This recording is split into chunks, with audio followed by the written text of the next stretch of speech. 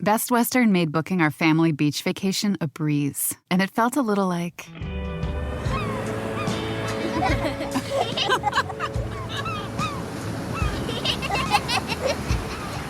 Time to go. Okay, kids, back in the room. You gotta come on, guys. This has to be like... Good night. Life's a trip. Make the most of it at Best Western.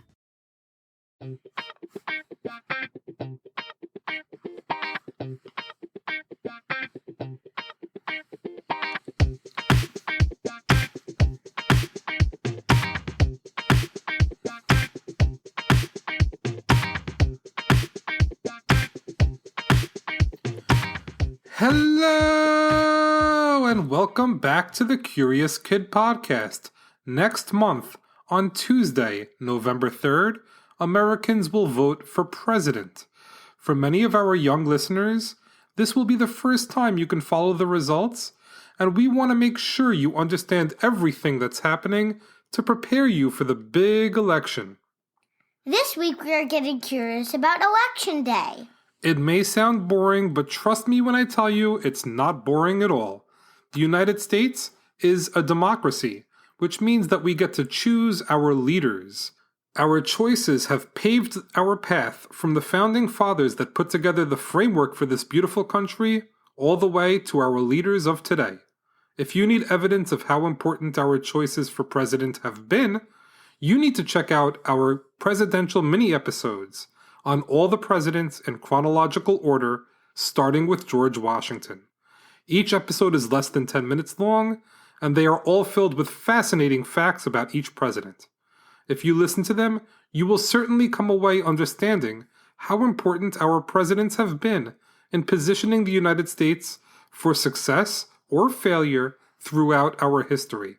Okay, Olivia, what's the question of the week?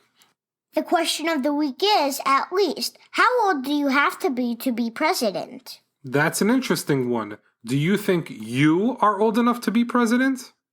I just turned 7 years old this month, but I feel like I might still be too young to be president. Just hang out for a couple of minutes and we will find out if you are right. So, the current president is Donald Trump. He is a Republican and he is the 45th president of the United States.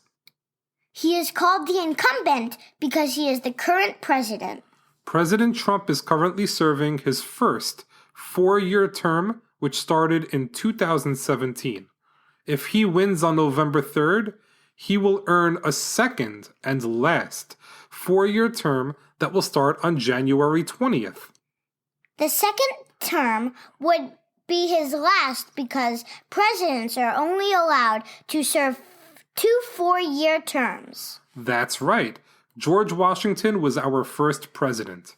He was very popular, and if he wanted to, he could have been the president until he passed away.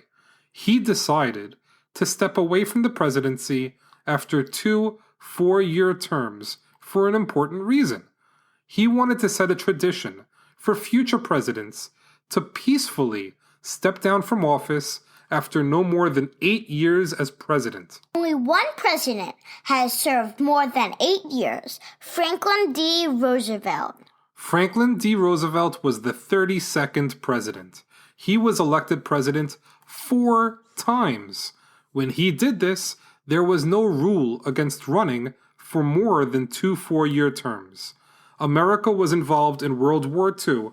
At the time, President Roosevelt ran for a 3rd term, and Americans were worried about changing president at such a crucial time.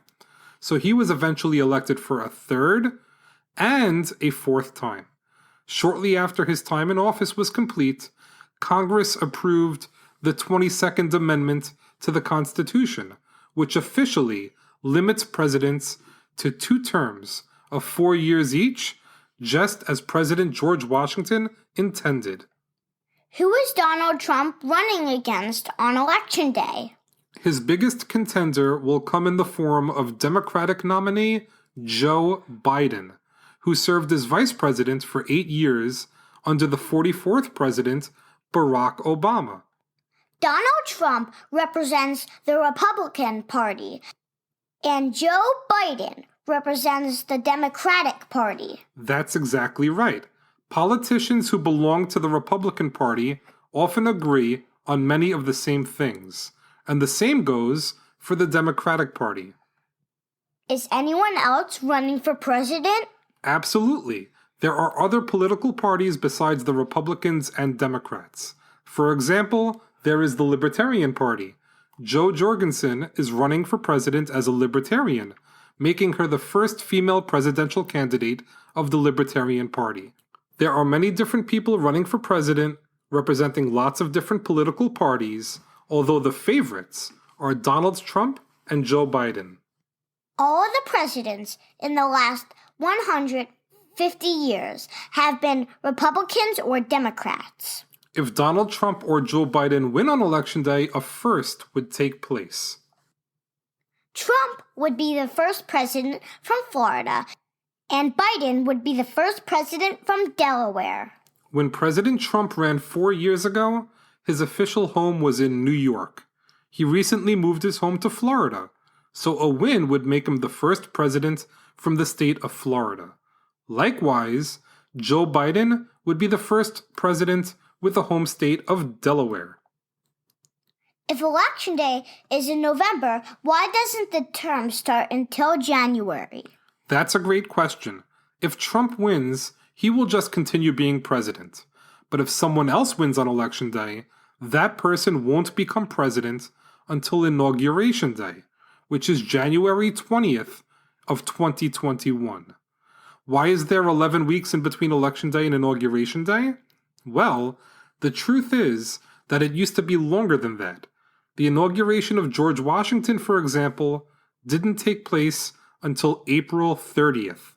The reason for that is so that all of the election winners, including the newest members of Congress, could travel to the Capitol in time for the inauguration.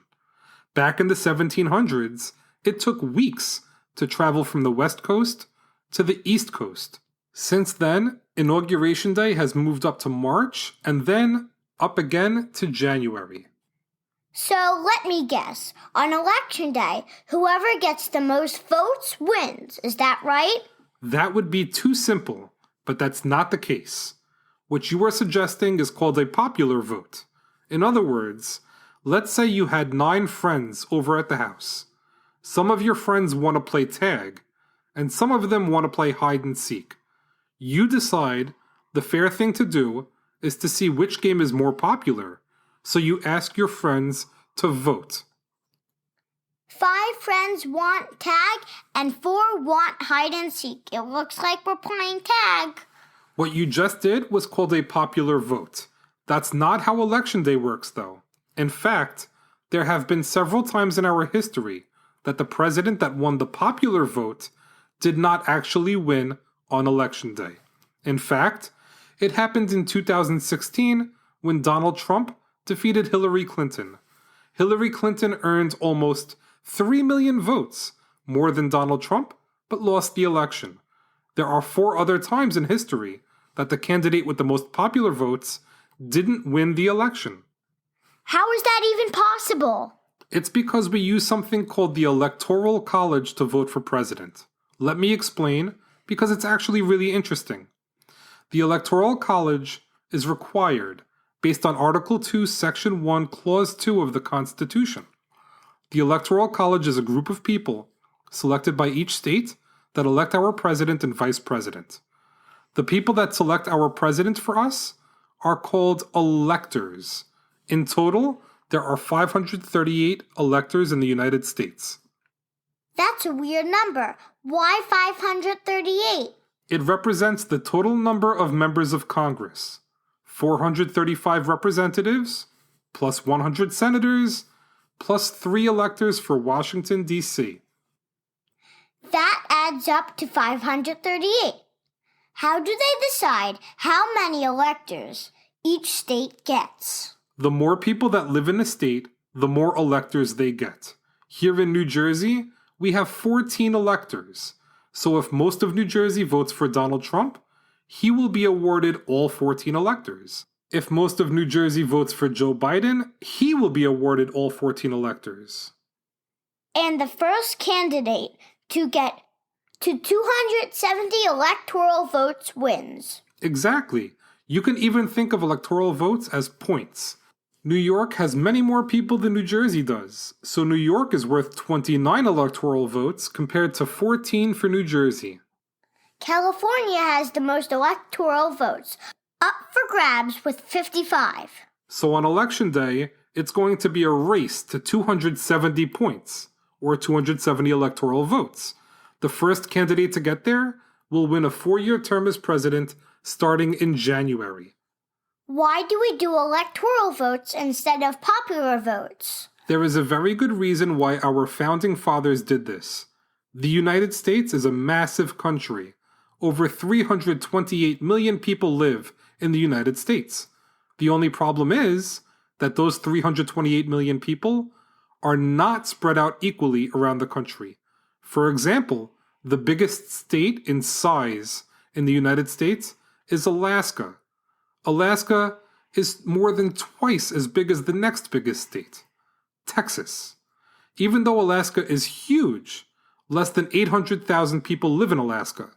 That's less than a quarter of 1% of the total population of the United States. The next biggest state in size is Texas, and they have almost 29 million people living there. For that reason, Alaska gets only 3 electoral votes, whereas Texas gets 38. Is this better than just doing a popular vote? In many ways it is. The Electoral College system makes sure that candidates don't ignore the parts of the country that aren't highly populated. If the election was decided by popular vote, politicians would be encouraged to ignore places like Alaska, parts of the Midwest, or other areas that have low populations, because they are going to focus on places like California, Texas, New York, and Florida, which are some of the most populous states in the country. In this electoral college system, if you are running for president and you ignore a part of the country just because a lot of people don't live there, it could cost you on election day.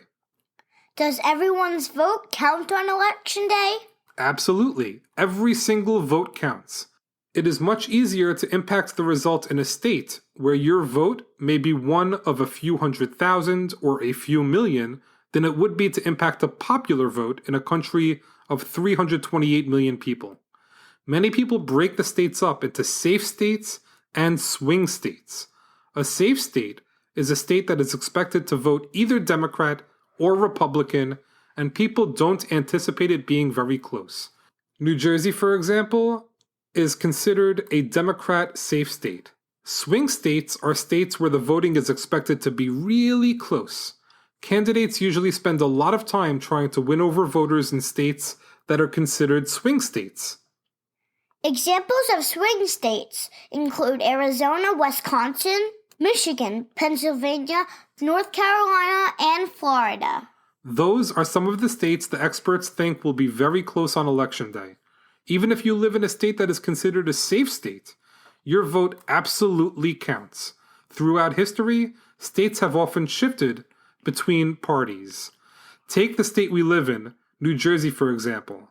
In 2016, 55.45% of voters in New Jersey voted for the Democratic nominee, Hillary Clinton. Only 7 states showed more support for Hillary Clinton than New Jersey. New Jersey has voted for the Democratic nominee for 7 consecutive elections dating back to 1992. But guess what? Prior to that, they voted for the Republican nominee in 6 consecutive elections, so things can change. There are surprises in every presidential election. Don't stay home because you think your vote doesn't count. Get out there and vote.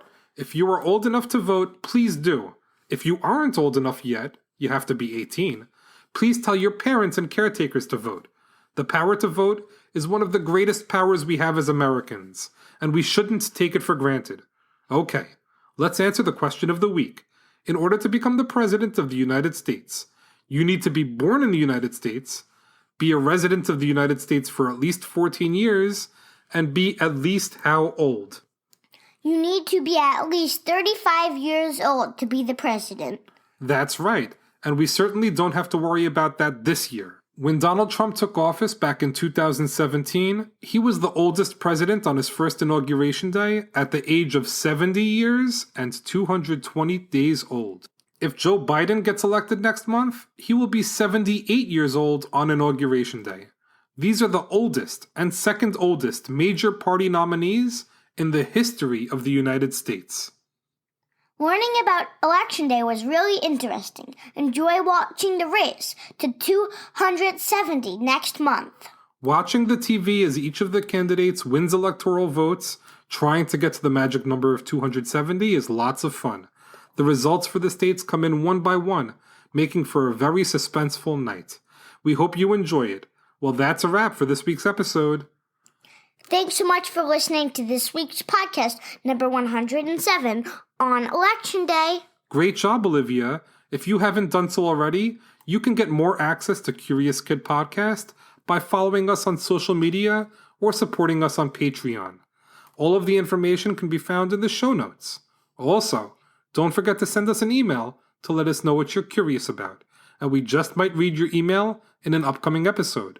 Send your email to CuriousKidPodcast@gmail.com. You can even get your voice onto the podcast by leaving us a voicemail at 856-425-2324.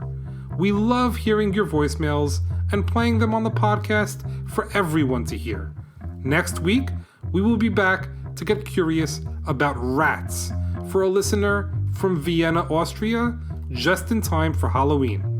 As always, thank you so much for listening and getting curious with us.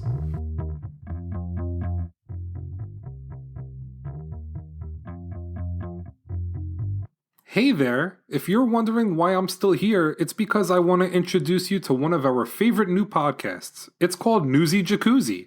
It's an educational current events podcast hosted by a fantastic and entertaining mommy-daughter duo. They release episodes weekly with news from all over the world, and they deliver the news in a way that children understand and enjoy. You can find a link to their podcast in the show notes, so go check them out for more learning. Here are Leela and Lindy to let you know more about Newsy Jacuzzi. Over here! Hey, listen up! Newsy! Newsy Jacuzzi! Hello, I'm Leela Shivshankar Prickett, and this is my mama. I sometimes go by the name of Lindy Prickett. And we produce a children's news podcast called Newsy Jacuzzi. It's world news aimed at children between 8 and 12 years old, but we found a lot of adults like it too. We cover art, culture, and entertainment, sports, and the world of wow. Which is? Science! And by science, we mean up in space, down in the sea, animals roaming the earth. With faces on their butts. If you're a cow in Botswana, Africa, perhaps. Yes, we did that story. And the heroic rat sniffing out explosives in Cambodia. And the explosive fly trap in France. And the blue lobster found at a Red Lobster restaurant. And tech, gadgets, games, 3D dinosaurs, taste pops. You name it, we cover it. It's a whirlpool of news and information. Come on, take a dip in the Newsy Jacuzzi.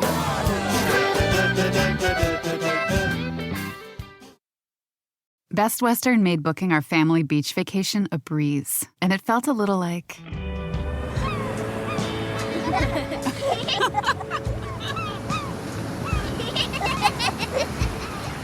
Time to go. Okay, kids, back in the room. You gotta come on, guys. This has to be like... Good night. Life's a trip. Make the most of it at Best Western. Walmart Plus members save on meeting up with friends.